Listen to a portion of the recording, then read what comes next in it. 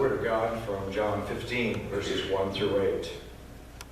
Jesus said, I am the vine, and God is the vine grower. He removes every branch in me that bears no fruit. Every branch that bears fruit, God prunes to make it bear more fruit. You have already been cleansed by the word that I have spoken to you. Abide in me as I abide in you.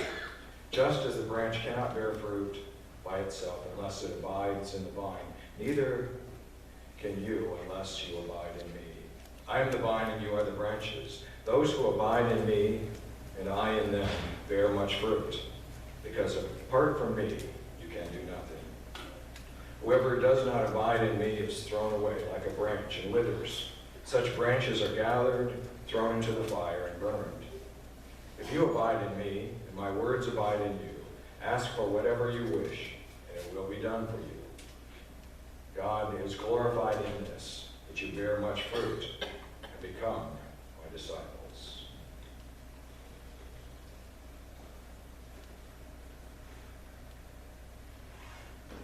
So a group of children was sitting around their teacher.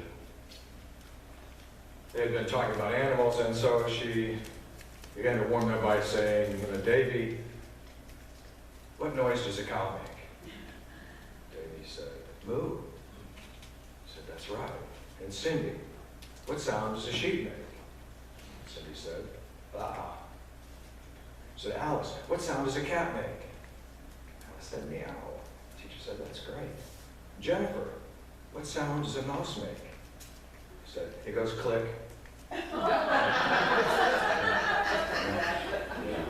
We know what it means to be connected, or this morning, not be connected. Instead of the on the vine image, Jesus may well have said, be online. The connection makes all the difference, right? You know that. Remember when we had the dial-up?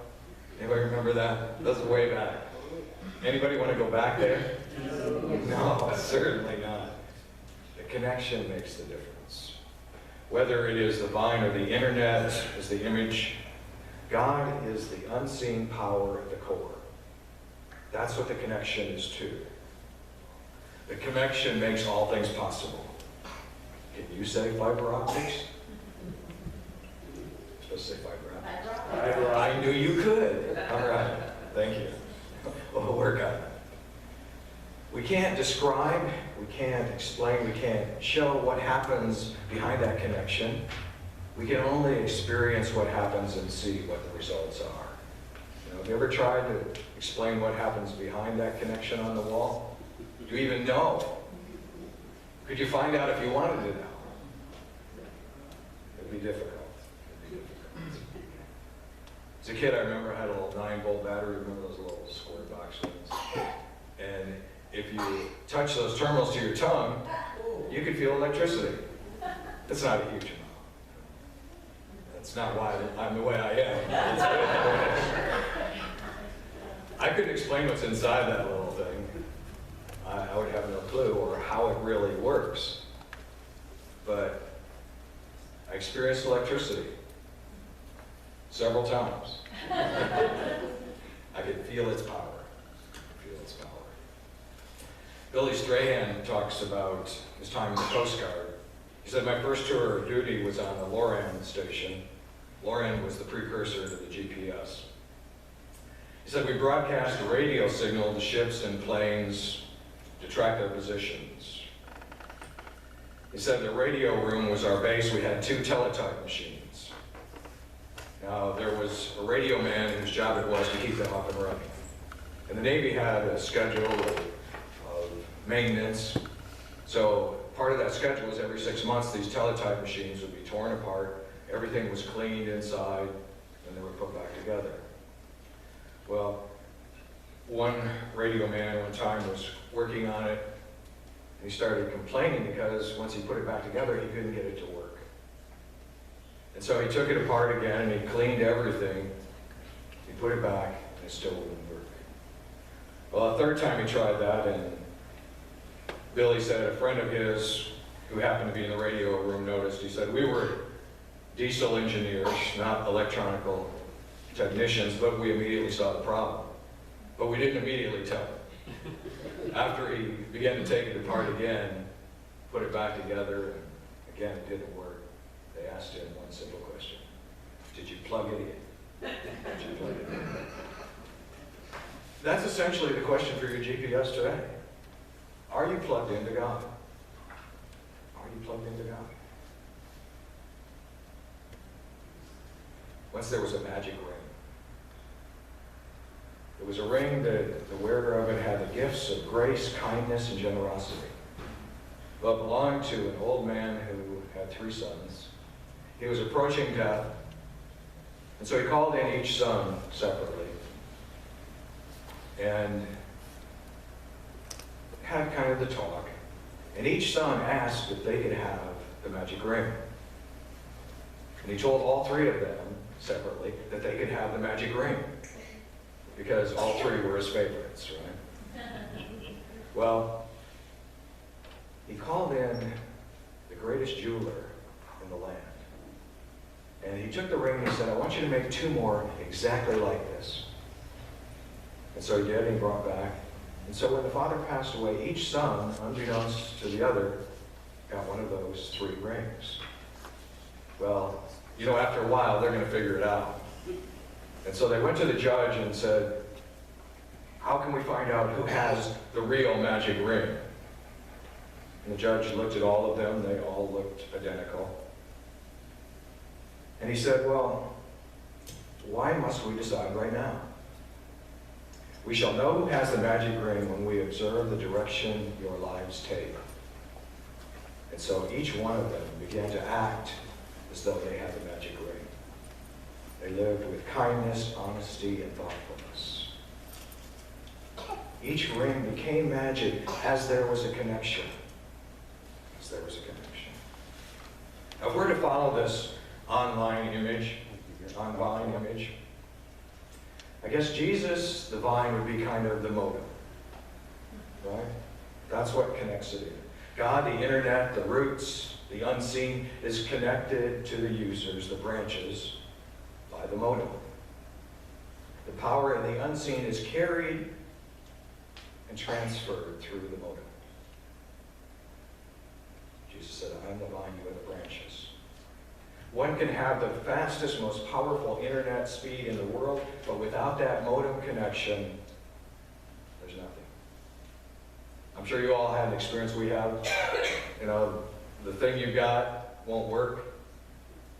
So you try everything and you go and you shut off the modem and you turn it back on to see if that'll work. The modem is the key. Without connection to the modem, there is no fruit. There is no connection. Jesus is our connection to God. Are you connected to God? One of the Peanuts cartoons, little girls call Charlie Brown on the telephone and they say, Marcy and I are about to leave for camp, Chuck. We're going to be swimming instructors. Marcy takes the phone and adds, we just called to say goodbye, Charles. We're going to miss you. We love you. And Charlie gets a big grin. He's not used to this at all. And someone said, who was that? He said, I think it was a right number. Something about that connection that makes a difference. That, my friends, brings us to the branches. What might the branches be in the metaphor of the internet and the modem? In that metaphor, what is the branches? Our tablets, our computers, our iPads, our wrist watches, though I have not seen any yet. All of those things. Those things will not work without that connection. And who might the branches be? Us. Us. That's what it's about. So the heart of this passage calls us to be connected to God through Jesus. What happens when you're truly connected to God through Jesus? What happens? It's like having a magic ring. It's like wearing a magic ring. Okay. What else? What happens? People can see that you're connected People can see it. How can they see it? by how you act. By how you act. Okay. So there's some tangible kinds of results. What else? You're given a gift Given a gift. to use. Okay. What else does it mean to be connected to God? Feel comfort and love. Feel comfort and love. Okay. Feel a sense of peace. Feel a sense of direction. As we found, being connected. All of that. You grow closer to God as you're connected. You know, when I use, what is that, the FaceTime? If I'm sitting out in the living room, which works most well for most things, you know, but if I'm doing FaceTime and I'm sitting in the living room, it's going to go kind of in and out. And so I'll hear Michael or Stephanie or somebody talk for a little while. I can see them, and then it kind of freezes up. But I found that if I go all the way back in the bedroom where the modem is, when I get close, it's stronger, and there aren't those disruptions. That's kind of what he's calling us to do. C.S. Lewis talked about connection. He put it this way: God has designed the human machine to run on God's self. God is the fuel our spirits are designed to burn, or the food our spirits are designed to feed on. There is no other. That is why it is just no good asking God to make us happy without bothering about faith. God cannot give us happiness and peace apart from being connected to God, because it is not there. There's no such thing. We are the branches. We are connected to God through Jesus. We come each Sunday, Sunday after Sunday, to celebrate our connection to God. And maybe sometimes to reconnect with God. Sometimes that gets unplugged and we don't even realize it. You know, in some of our electronic instruments, it can be unplugged and it takes a moment or two before it shuts down. Sometimes we get disconnected without even realizing it. And that's part of why we come. The energy, the blessing of God, the strength of God we find over and over again. We remember, we celebrate, and we find it. But then Jesus starts talking about this pruning stuff. Anybody really want to hear about being pruned by God? Yeah, me neither. Yet it's part of being connected. It's that fine-tuning. It's that drawing closer to the motive. William Willimon talks about one of his parishioners, as we do when we leave that particular church. We talk about the pastor. He said, Wally was one of my parishioners. He struggled with stomach cancer for many years. He would often get good news that his cancer is in remission, then soon after that it would return. For a long time it flourished just enough to keep him sick, and then abated enough to give him hope that God was healing him. Over the years, Wally developed a remarkable resilience and faith. He once told me, Pastor, if I had the choice today either to be healed completely and to go back to the level of faith I had before it all started, I would choose to remain ill. Through all of this, God has strengthened my faith to the point where I cannot imagine being without it. Wally died a few years later. His funeral was a great celebration of a man who knew what it meant to abide in Christ. That's pretty drastic stuff and powerful. And we don't always deal with that. There are some that do. Nancy McWhirk suggests, what if we looked at all of life's irritation as a form of God's pruning? Consider, for instance, traffic jams, long lines, misplaced keys, cold food answering machines, nosy neighbors, being rushed, tight clothes, flat tires, doing dishes, just to name a few. Now think of how our perspective might be changed if we view each of these irritations as an opportunity to become more like Jesus. What if we did? Would it change us?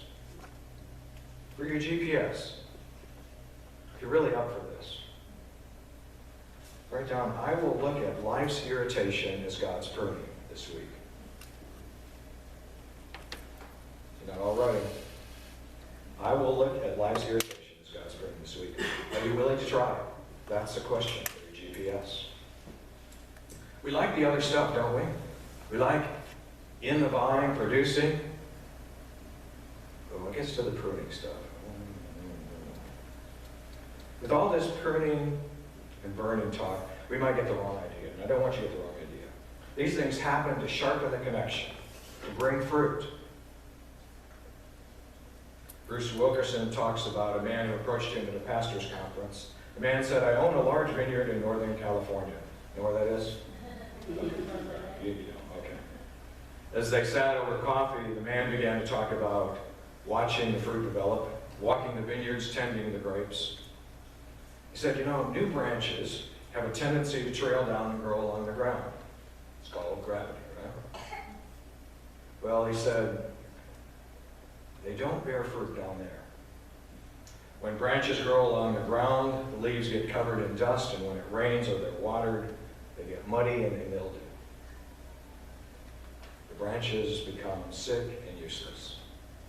Wilkerson says, well, what do? You cut them off and throw them away? The man said, oh no, the branches are much too valuable for that. We go through the vineyard with a bucket of water looking for those branches. We lift them up and we wash them off. Sounds like baptism, doesn't it? Then we wrap them around the trellis or tie them up. Pretty soon they're thriving. That's the image I want for you today. The image of God coming, finding you, dusting you off, washing you off. Tying you up doesn't sound quite right, but putting you in the position to grow. Here's the key. All of that happens because those vines, those branches are valuable. We need to know that all that happens to us happens because we too are valuable. Today, as we share our offering, we share the blessing that we have found so that that blessing might reach others. In the spirit of gratefulness and thankfulness, we call our ushers forward.